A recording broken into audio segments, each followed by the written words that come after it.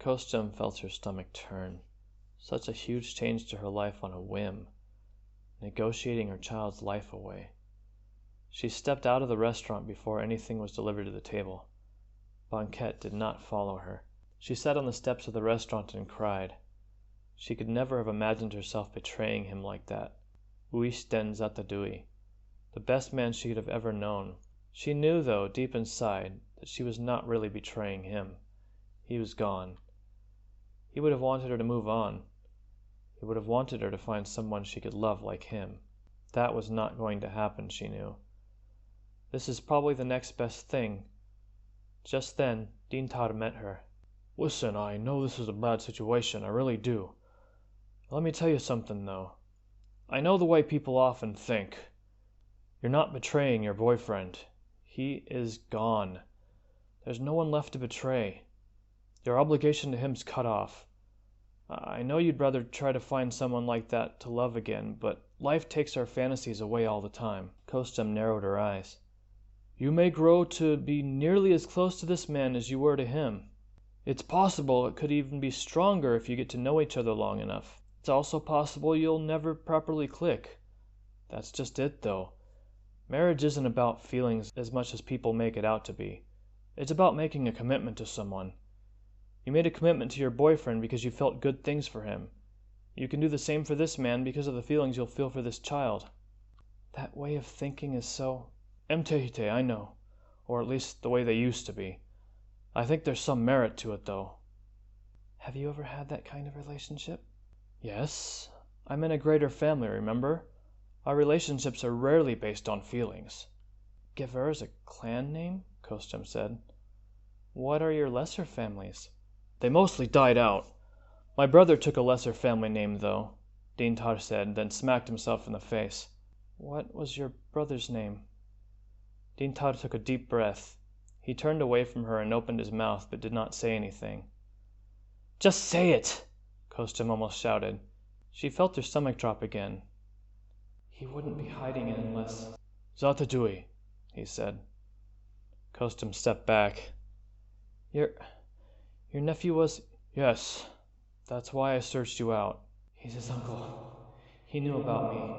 He's his uncle. This child is his great-nephew or niece? At the very least, this should make it less scary than if I just searched out a stranger because their boyfriend died, right? To be honest, I'd push that out of my mind. This just brings it up fresh. So really, it's your nephew's heir you care about, or maybe your heir. Think it may be too late for that. I was actually an alum to see Uisten. I'd fallen out with his father, my older brother, and a man stepped out of the restaurant. He looked like one of the cooks. Chipax, what the hell are they thinking cutting the water off like that? A few seconds later, they'd noticed that people all over the street had walked outside and were quietly complaining about something. Your water out too? The cook shouted. Yeah, strangest thing. I was washing clothes when the water just sputters and dies. This is the King City. We shouldn't have to put up with things like that, a woman shouted out. Give it a minute, it'll be back on, Kosjem said, not wanting to deal with something so petty when she had some big things to think about. One of Kosjem's workers ran into the street and shouted, It's the spearhead, the sapphire spearhead. They've used it on us. I know they have. There is no damn spearhead. The spearheads are just superstitions. Grigora has a lot of resources. He doesn't have magic wands. Gagax caught up with him and said, What's going on here? Is everyone meeting outside for a reason? Oh, the water's just down on the street, Kosjem said. Is that all? I've lost water a lot through my years. It'll probably be fixed in a bit. It's not going to be fixed. It's a sapphire spearhead. Grigora cut off our water supply. That's when Banquette came out into the street, too. Is this the guy? Would you mind telling me what's going on? The water was shut off on the street. I'm sure it'll be fixed by tomorrow. It was him, Kosjem's worker said and pointed at Gagax. He was with me the entire time, except when he was eating at a restaurant. When would he have had time or means to cut off our water supply? If he has a sapphire spearhead, he wouldn't have to do anything but speak. You speak to get it to do what you want. There are no spearheads, Talge. Spearheads as in the 5 spearheads or the diamond spearhead? not you two. They're real. It's verifiable history. History like Jirogego, you mean? No. Let's just head over to the showcase district. There should be restaurants there with running water. A crowd of 30 people wandered into the showcase district, and as they did, they began to notice more and more people out on the streets. Many were complaining, while others looked scared. "Grigora used the sapphire spearhead," one of the people in the crowd said. "Shut up." That was when they heard gunfire. "It's far away, but—" "The station! There were Grigora soldiers here."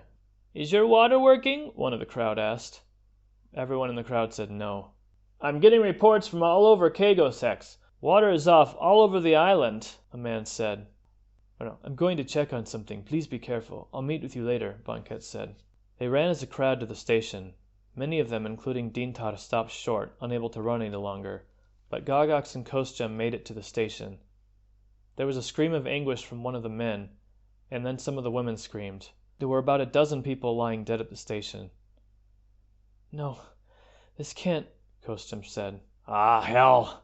I gotta get out of here, Kosjem. I'll be killed where I stand," Gagax whispered to her. Right. Oh, of course. And Dintar?" "I think Dintar is a Keigos loyalist. He may be fine. He's got that Alam accent. They'll give him a chance. Me? I'll be murdered as soon as they hear me speak." "I'll hide you in my apartment until this blows over." "This isn't going to blow over, and you know it. We've been building to war for a long time. It's finally come.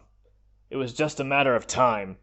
I was just dumb enough to choose now to come over here." "Then I'll hide you until I can smuggle you out. I'm still a businesswoman. I'm not a very influential one, but I depend on those ships for trade." Dintar ran up behind them. He hunched over, coughing. Oh. He noticed the bodies. Let's go back to Kosjem's shop," Gagax whispered to Dintar. "And hope that no one noticed us in all this chaos." As they walked back, Kosjem wondered aloud. How were they able to turn off the water for the whole island? "I know the answer to that, but you don't believe me. Thing is, this happened in Grigorahex too. Back when the first split happened between Grigora and Keigos. Keigos got control of the Mirage and moved it around to Chordek. He killed the Elder Brokti at the western pumps in retribution for his support of Grigora, and shut off the water physically for the entire western region. It didn't take long for the Elite to regain control of the... What the hell are the Elite? I apparently saw one. A Furanka Elite. What are they? Gagax shook his head. The Elite are, well... Kosjem was getting tired of this. Elite. There are Elite. There are people called Elite. A lot of people don't notice them, and the ones who know about them shut their mouths when they start talking. Gagax frowned. I know about the Elite, but they're not the important part of this story. Kosjem huffed. War, Kosjem, remember? Dintar said.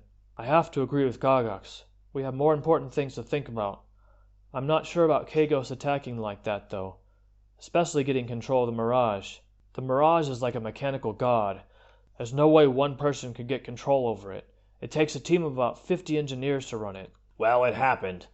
There are actual scars in the ground where the Mirage moved past Chordek, and there were a few thousand people that died when the water was shut down.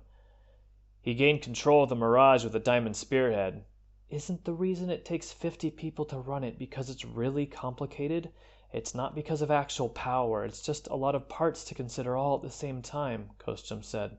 If we don't die in the next month or so, and we can go back, I'm definitely going to show you the proof. You can see it for yourself. So Grigorahex had its water shut down. This is something the kings can do to each other, Kosjem said. Her face tightened. I don't like Grigora, of course, but this is just innocent people being punished for a couple of little boys fighting each other. Did you just call King Keigos a little boy? All men are little boys at some point or another. Most don't command armies and agents. They arrived at the shop. The chaos outside had not subsided. The fact was, there could be more soldiers coming. Was this a full-scale invasion? Kosjem tried to push that thought out of her mind, but remembered Elen Vatmama's family house. She closed the curtains and turned off the lights. Kosjem led the two men to the spare bedroom. There's only one bed. I don't have guests that often, so it wasn't really important that I had a very nice room here. This is fine, Kosjem, Dintar said. I can share the bed with our mutual friend here. I can also sleep on the floor. I'm a pilot. I spend a lot of my time sleeping on the floor, Gagax said. I'll try to find you a blanket. Thanks. Listen. Lock the doors. Not just for us, for you. People can do terrible things when they're scared, and they generally don't think straight. Of course. Kosjem knew that already. She could not believe this was happening already. She was going to have to face a hardship that she had never imagined, and her child would be born in the middle of that. War. War would mean lots of death. She lived in the capital, so there was always a threat that if anything happened, it would focus around her town. Grigora was smart, making his capital as far from Keigos as possible, but to be fair, Solheim was made under a united colony. She tried to sleep, but could never sleep more than a few minutes at a time. She woke to every noise and change in light as clouds moved in front of and away from the stars. And a crash. She rushed next door and found Gagax struggling with a man, while Dintar was lying unconscious beside the bed. The man stabbed Gagax about 5 times before Kosjem tackled him to the ground, holding his arm as tight as she could away from herself. Grigora Hite Spy, you even look like Grigora! She bit his hand hard. The tip of her upper left canine tooth broke off in his skin. He shouted out. She punched him in the face over and over again, eventually grabbing his hair and using it to pound his head over and over again into the ground. She knocked him out at some point, so she stood and kicked him in the head over and over. She finally calmed enough to bend over Gagax and inspect his wounds. He was bleeding out too quickly. The man had pierced his heart and lungs with a knife. She cried out, scanning the room for anything that could bring the promise of help, but there was nothing there. She grabbed a sheet off the bed and tried to wrap him. Dintar finally came to and stumbled to her side. Oh no. He covered his mouth and his eyes teared up. She was panting. She sucked her teeth and cried, "No." Her voice wavered. She grabbed her face. There was another person who meant so much to her. Another person taken from her, and she did not even know why. She collapsed to the ground. We need to find a doctor. The hospital's on the other side of the palace, closer to the center of the target. Then we need to move now. Dintar raced downstairs. Kosjem tried to lift Gagax off the ground. It was useless. He weighed a significant amount more than she did, and a lot of it was muscle. Dintar came back into the room. There was a car running tonight. It's going to be more money, but I got him out in front waiting for us. Help me! Kosjem shouted at Dintar. Of course, Dintar said. He lifted Gagax's shoulders, and Kosjem lifted his legs. Even with the two of them, they struggled to move him. The driver wandered inside and saw what was happening. He rushed to help them carry him. He held up the middle, and Gagax gave out a shout of pain. They got him to the car. I've only got room for one more. Kosjem looked at Dintar. I don't have the money to pay for him. Here, Dintar said. He handed her a bag of coins. Don't worry, he whispered. I made the exchange when we got here. Kosjem watched Dintar as the car sped away. He got smaller and smaller, and the reality of what was happening got bigger and bigger. They arrived at the hospital, and it was busy already. It was not likely futile attempts to care for the people at the station, so there must have been more chaos that night. They brought a gurney out and brought him inside. Kosjem tried to follow them inside, but she was held back. Please, just wait out here. We'll do what we can, but you will get in our way. He can't. Let us do our jobs. She waited for the next half an hour. She saw one of the nurses walking slowly toward her. His head was down, and he pulled off his gloves and deposited them in a bin. She did not need him to speak. She already knew he was gone. She knew it from the moment she saw the wounds at the apartment. She stumbled over to a drinking fountain before she remembered. Of course, it would not work again for a while. I'm sorry. I'm afraid, she cut him off. I know. He's gone. The nurse just looked at her. She glanced back at him and started to walk back toward the front door. Please be careful. There could be more of them out there. It took her a second to realize what he had actually said. She did not want to draw any more attention to herself or to her other guest, So she said, "Yeah, I will." She almost walked out the door, but turned back to the operating room. She ran inside and got down beside him. "You crazy old man. You're dead and it's all my fault. If I hadn't tried to act like everything was fine and had you followed us here, you'd still be alive now and—" Of course, her business. She had not had reason to think about that in the chaos. But first with the war and then Gygax's death, she had no way of fulfilling her orders in Gogora. People had been walking in and out of the lobby the entire time she was there, but one face in particular stood out as he walked in just as she began to gather herself to leave. Banquette. She began, but she shuddered. "I don't think this is the best time." "I heard what happened from that man from Elam." "My workers, they won't have anything left." "I got a lot of money in my last fight. I can pay your workers wages.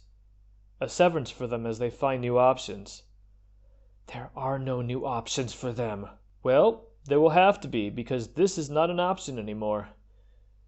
You will not be going to Gogora any longer." Again, he was right, and she hated him for it. "The showcase will be even more important than before if we go to war." "What are you talking about?" "People will need distractions, especially children. This reality is too much for them. If you want to write stories or perform on stage or both, you could be a great distraction for the children.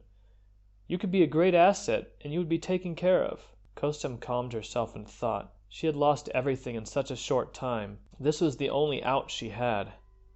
It was not an attractive one, but it would do the job, or at least as much as could be hoped. Her workers were going to be devastated, but at least this could soften the blow, and he was right.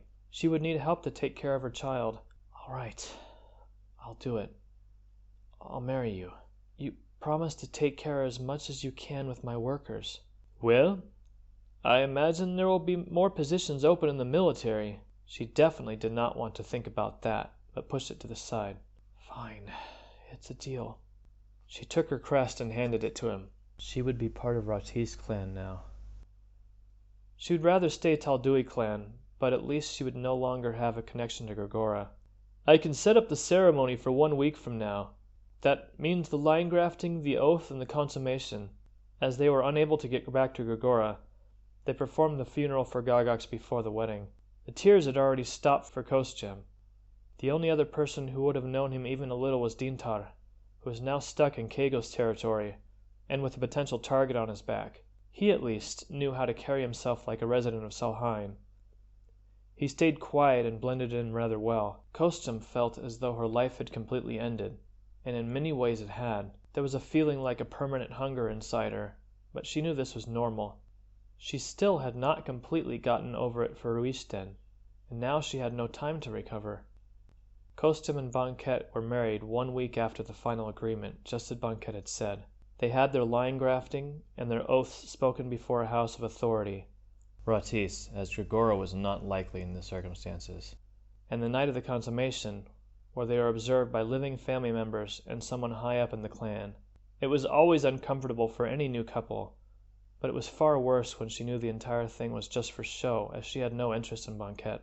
The next day the news hit all of Keigos Hex, starting with Salheim, that the war had begun. The military would be invading Kakutek. It had, after all, only been a matter of time. And that is the end of part 1. The story will pick up again in September. In the meantime, I'll be finishing the preliminary work on the next book, so please keep a lookout for that. And if you haven't already, check out Diamond Spearhead, available on Amazon now. In the coming weeks, keep an eye out for a parody Pimsleur lesson for the Vinken language.